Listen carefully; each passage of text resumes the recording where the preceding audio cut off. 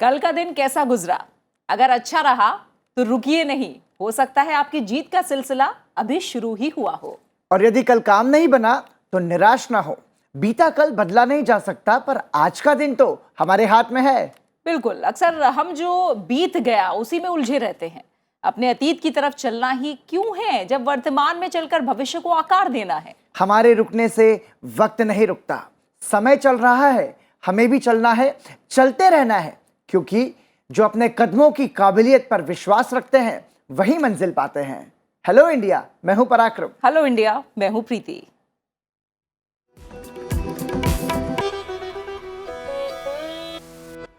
और आइए सबसे पहले नजर डालते हैं देश की बड़ी राष्ट्रीय सुर्खियों पर। केरल में भारी बारिश और भूस्खलन से अब तक 25 से ज्यादा लोगों की मौत हुई है। राहत और बचाव का काम जारी है। प्रधानमंत्री का मुख्यमंत्री पिनराई विजयन को हर मुमकिन मदद का उन्होंने भरोसा दिया है। साथ ही दिल्ली, उत्तराखंड और उत्तर प्रदेश में भी तेज बारिश की आशंका जाहिर की गई है। हिंद महासागर क्षेत्र में शांति और स्थिरता के लिए लगातार बढ़ रही है नौसेना की भूमिका। दिल्ली में नौसेना के वरिष्ठ कमांडरों की कॉन्फ्रेंस में रक्षा मंत्री राजनाथ सिंह का संबोधन हुआ है। आत्मनिर्भर भारत अभियान में नौसेना की भागीदारी की तारीफ रक्षा मंत्री राजनाथ सिंह ने की।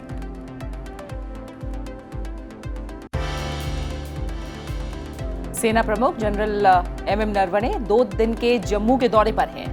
इस दौरान जनरल नरवणे नियंत्रण रेखा से लगे इलाकों का भी दौरा करेंगे और सेना से मौजूदा स्थिति के बारे में जानकारी हासिल करेंगे। उन्होंने सेना के अधिकारियों के साथ मौजूदा हालात पर चर्चा भी की है। उड्डयन मंत्रालय ने उत्तर पूर्व भारत में 6 नए हवाई मार्गों को हरी झंडी दी है। नागरिक उड्डयन मंत्री ज्योतिरादित्य सिंधिया और राज्य मंत्री जनरल डॉक्टर वीके सिंह ने नए हवाई मार्गों का शुभारंभ किया।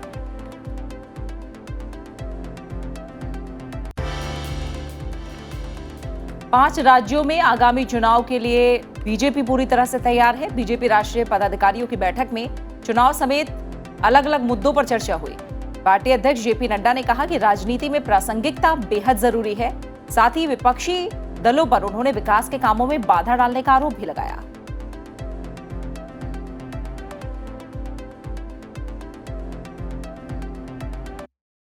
और अब बात नॉर्थ ईस्ट, वेस्ट, साउथ यानी तमाम राज्यों से आ रही बड़ी खबरों पर।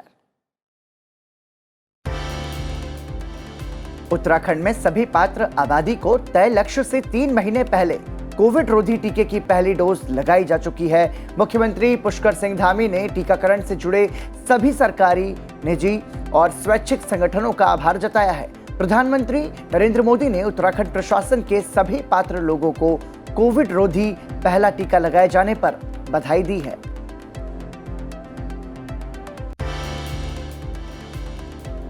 जम्मू और कश्मीर प्रशासन ने रियल एस्टेट, औद्योगिक पार्कों, आईटी टावर, बहुउद्देशीय tower, logistics, medical college, super speciality अस्पताल के विकास के लिए दुबई सरकार के साथ एक समझौता ज्ञापन पर हस्ताक्षर किए। और इस मौके पर केंद्रीय मंत्री पीयूष गोयल भी मौजूद रहे। उत्तर प्रदेश का कुशीनगर अंतर्राष्ट्रीय हवाई अड्डा मुसाफिरों के स्वागत के लिए तैयार है। प्रधानमंत्री नरेंद्र मोदी इस एयरपोर्ट का 20 अक्टूबर को उद्घाटन करेंगे। हवाई अड्डे पर सबसे पहले श्रीलंका के राष्ट्रपति समेत 125 लोगों का प्रतिनिधिमंडल आएगा।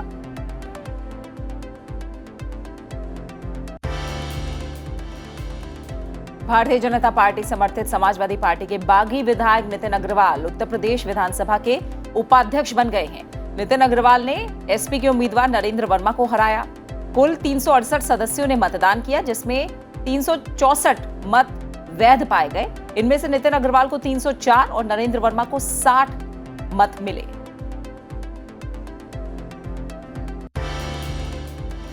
स्वर्णिम विजय मशाल मणिपुर पहुंच गई है। इस मौके पर यहां सेना की ओर से आकर्षक प्रदर्शन किया गया। मुख्यमंत्री एन बीरेंद्र सिंह भी इस कार्यक्रम में मौजूद रहे। उन्होंने नेरोका एफसी और ट्राई एफसी के बीच रोमांचक फुटबॉल मैच का आनंद लिया, जो स्मरणोत्सव के हिस्से के रूप में खेला गया।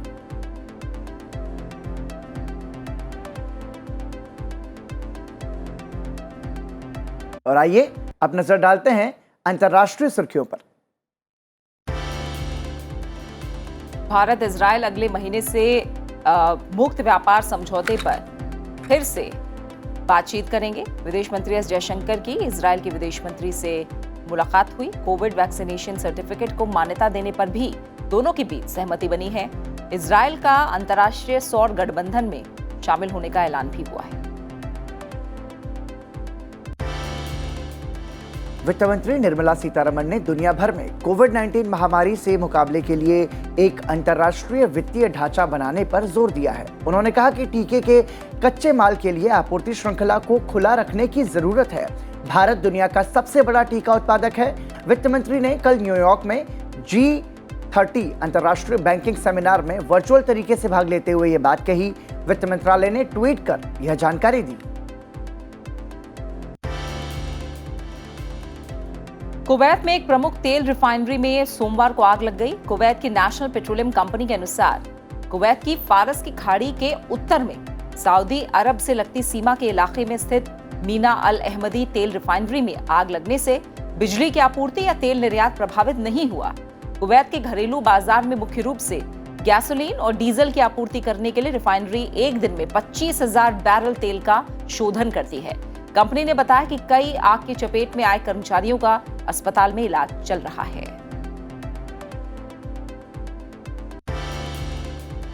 अफगानिस्तान में मानवाधिकारों के मुद्दे पर दुनिया भर में कड़ी आलोचना झेलने के बाद तालिबान जल्द ही लड़कियों को स्कूल लौटने की इजाजत देगा। इसके साथ साथ महिला टीचरों की भी स्कूल में वापसी होगी। तालिबान ने सोमवार को कहा कि लड़कियों को जल्द ही माध्यमिक विद्यालयों में लौटने की अनुमति दी जाएगी। आपकी जानकारी के लिए बता दें, भारत अफगानिस्तान में तालिबान के शासन को आधिकारिक तौर पर मान्यता नहीं देता।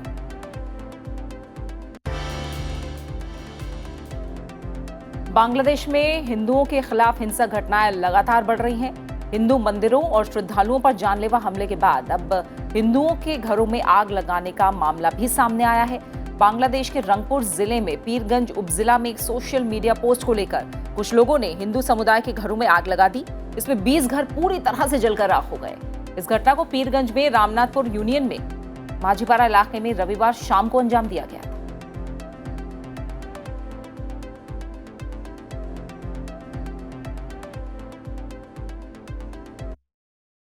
और इन तमाम बड़ी खबरों के बाद पराक्रम, अब हम बात करेंगे पॉजिटिव न्यूज की, यानी सकारात्मक खबर की। और इसमें आज बात आगरा नगर निगम की, जिसने 2 साल के अंदर कुबेरपुर लैंडफिल साइट पर कचरे के पहाड़ खत्म कर दिए। यहां 2019 में जब बायो माइनिंग का काम शुरू कराया गया था, उस समय कुबेरपुर साइट पर करीब 9.5 लाख टन कूड़ा जमा था। बाप रे। और एनजीटी के आदेश पर बायो माइनिंग ही यहां कूड़ा खत्म करने के लिए एकमात्र विकल्प था। पराक्रम, और हम दर्शकों को बता दें कि भारत में हर साल करीब 65 मिलियन टन कूड़ा पैदा होता है। मतलब आप अंदाजा लगाइए। और यही नहीं, इस संख्या में हर साल 4% की वृद्धि भी हो रही है। समस्या सिर्फ इतनी भारी मात्रा में कूड़ा पैदा होने की नहीं है, बल्कि समस्या ये भी है कि कचरे को ठिकाने लगाने के लिए विकल्प आखिर क्या कुछ है। ऐसे में आगरा नगर निगम की कूड़ा निस्तारण को लेकर पहल, हर तरफ उसकी प्रशंसा की जा रही है। और ऐसा क्यों हो रहा है, इस रिपोर्ट के जरिए देखिए।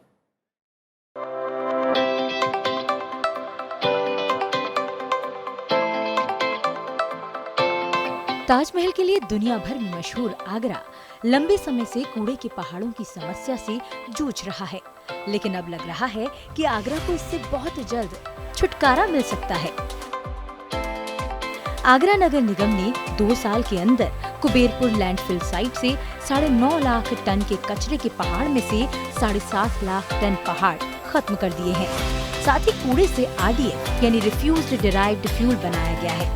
वहीं बाकी बची मिट्टी को किसानों को खेत में डालने के लिए मुफ्त दे दिया गया है। कुबेरपुर में हमारा पहले एक लैंडफिल साइट था, उसको हमने वेस्ट प्रोसेसिंग साइट में तब्दील किया है। वहाँ पे बहुत सालों का कूड़ा इकट्ठा था, जिसको लीगसी वेस्ट किया जाता है। लगभग 9.5 लाख मेट्रिक टन था। उसको हम लोगों ने क्लियर करके 7.5 लाख मेट्रिक टन हमने क्लियर कर दिया है। बचा हुआ भी हम लोग आने वाले 3-4 महीने में ले जाएंगे। आने वाले समय में आगरा नगर निगम कूड़े से बिजली बनाकर एक उदाहरण पेश करेगा। इसके लिए कुबेरपुर में ही जमीन अधिग्रहण का काम शुरू हो गया है। अगले महीने यहाँ कूड़े से बिजली और बायोगैस बनाने का प्लांट शुरू हो जाएगा। प्लांट शुरू होने से शहर को भरपूर बिजली मिलेगी और वैज्ञानिक तरीके से कूड़े का निस्तारण हो सकेगा। बायो माइनिंग से बने RDF का उपयोग इसी प्लांट में ईंधन के रूप में होगा। मलबे से इंटरलॉकिंग टाइल्स बनाने के लिए CND प्लांट भी शुरू कराया जा रहा है। इससे आगरा को स्वच्छ बनाने में मदद मिलेगी। से जो जमीन खाली होगी उस पर कूड़े से विद्युत बनाने के लिए, एनर्जी बनाने के लिए हम लोग प्लांट लगा रहे हैं और आशा है कि वेस्ट टू एनर्जी प्लांट का एक अच्छा उदाहरण आगरा आगे निकल के आएगा। आने वाले कुछ महीनों में बचा हुआ कूड़ा भी साफ कर दिया जाएगा और इसके बाद जो जमीन खाली होगी उस पर बिजली बनाने के लिए प्लांट लगाया जाएगा। आगरा शहर का कूड़ा करीब 42 एकड़ जमीन पर फैला हुआ था। आगरा नगर निगम का मकसद है कि ताज नगरी आगरा से कूड़ा जल्द से जल्द खत्म हो और आने वाले समय में कूड़े से बिजली बने, जिसको लेकर पूरी कार्य योजना बनाई जा रही है।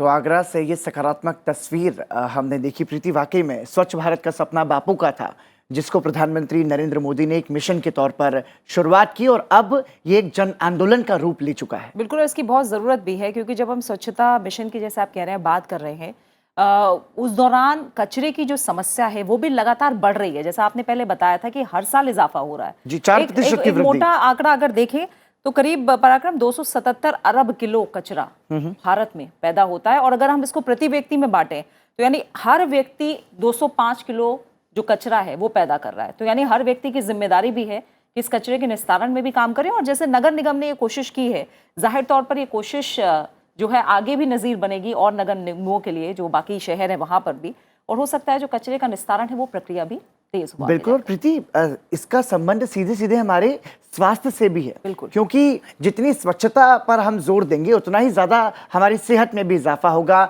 वातावरण शुद्ध रहेगा और जो वायु प्रदूषण है उस पर भी रोक लग सकेगी। तो ये बहुत जरूरी है कि हम सभी की भागीदारी इसमें हो। और जब बात स्वच्छता की आती है प्रीति, तो मैं बहुत खुश होता हूँ क्योंकि एक ऐसे शहर से मैं आता हूँ, इंदौर से, जो कि स्वच्छता सर्वेक्षण में लगातार 4 बार पहले पायदान पर रहा है और इसमें लोगों की जो भूमिका है वो सबसे महत्वपूर्ण है। बिल्कुल बिल्कुल, जाहिर तौर पर इंदौर की काबिले, एक तरह से हम कहें कि तारीफ करनी होगी, काबिले तारीफ ये कोशिश रही है जो लगातार 4 साल से इंदौर सबसे स्वच्छ शहर बना हुआ है। और स्वच्छता का संबंध, जैसे आपने कहा, कि सेहत से भी कहीं ना कहीं होता है, तो इसलिए आइए अब सेहत की बात कर लेते हैं।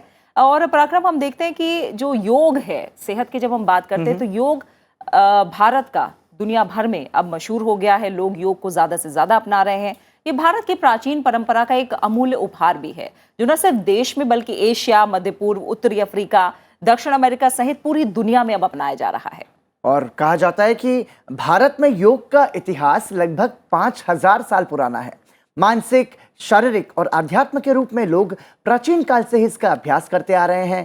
पहला सुख निरोगी काया है, उसमें योग के फायदे प्रीति कई सारे हैं। बिल्कुल, तो आज भी हम चलिए एक योग आसन आपको बताते हैं जिसके कहीं ना कहीं बहुत से फायदे आपको मिलेंगे। और ये कई प्रकार के आसन होते हैं लेकिन इनको सही तरीके से करना कहीं ना कहीं उसका लाभ दिलाता है। तो आइए आज आपको बताते हैं अर्ध उष्ट्रासन के बारे में। इस योगासन को कैसे करते हैं और ये कैसे हमारे शरीर के लिए फायदेमंद है, जानते हैं हमारे एक्सपर्ट से।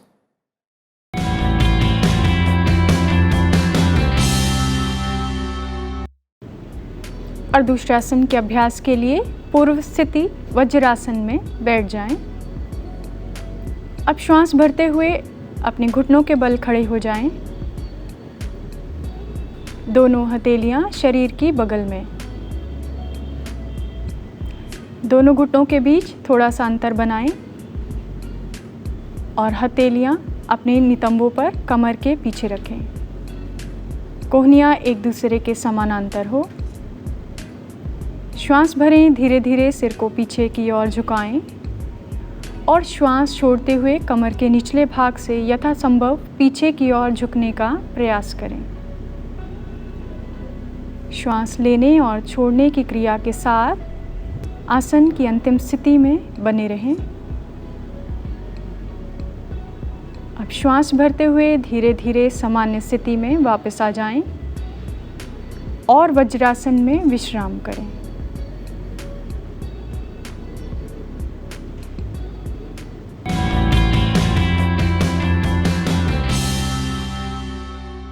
तो आज योग में हमने अर्ध उष्ट्रासन के बारे में जाना और धीरे धीरे, जैसे हम बार बार कहते हैं जब भी हम योग की बात करते हैं पराक्रम, कि धीरे धीरे धीरे आप इसमें पारंगत होंगे। कोशिश कीजिए, हो सकता है जो बेंड होना है वो उतना बेंड आप ना हो पाए। और जाहिर तौर पर अगर आपको मान लीजिए पहले से कमर में कोई तकलीफ है तो एक बार अपने जो डॉक्टर हैं या हेल्थ एक्सपर्ट हैं उनसे ज़रूर सलाह आप लें इस योग को करने से पहले। लेकिन कमर के लिए अर्ध उष्ट्रासन के बहुत ज़्यादा फायदे बताए जाते हैं। कमर दर्द दूर होता है इससे, गर्दन जो है वो भी लचीली बनती है और कमर भी इससे काफ़ी लचीली बनती है। बिल्कुल। और प्रीति, मुझे योगासन के बारे में खास तौर से पर्सनली ऐसा फील होता था कि इसके फायदे कब मिलने शुरू होंगे, तो फिर समझ में आया कि कंटिन्यूटी का बहुत महत्व है। मतलब आप शुरू कर रहे हैं अगर, तो इसको आपको लगातार उसको आदत में लाना पड़ेगा, इसको नियमित आपको रखना होगा, तभी इसके फायदे आप ज़्यादा देख पाएंगे। और अब आगे बढ़ते हैं और आपको बता दें आज संसद टीवी पर प्रसारित होने वाले विशेष कार्यक्रमों के बारे में। हेलो इंडिया के बाद सुबह 9 बजे आप देख सकते हैं हमारा खास कार्यक्रम द डिफेंडर्स। शाम 7 बजे संसद टीवी पर आप देख सकते हैं ज्वलंत मुद्दों पर आधारित हमारी खास पेशकश मुद्दा आपका। 7:30 बजे देखिए संसद संवाद। और रात 8 बजे संसद टीवी पर आप देखिए दिन भर की बड़ी खबरों पर आधारित हमारा बुलेटिन आज की खबर। रात 8:30 बजे आज आप देख सकते हैं हमारी खास पेशकश हेल्दी इंडिया। रात 9:30 बजे आप संसद टीवी पर देख सकते हैं हमारा कार्यक्रम पर्सपेक्टिव।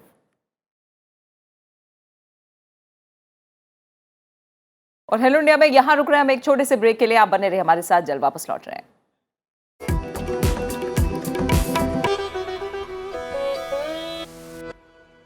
हेलो इंडिया, ब्रेक के बाद एक बार फिर आपका स्वागत। और अब बात करते हैं आज के इतिहास की।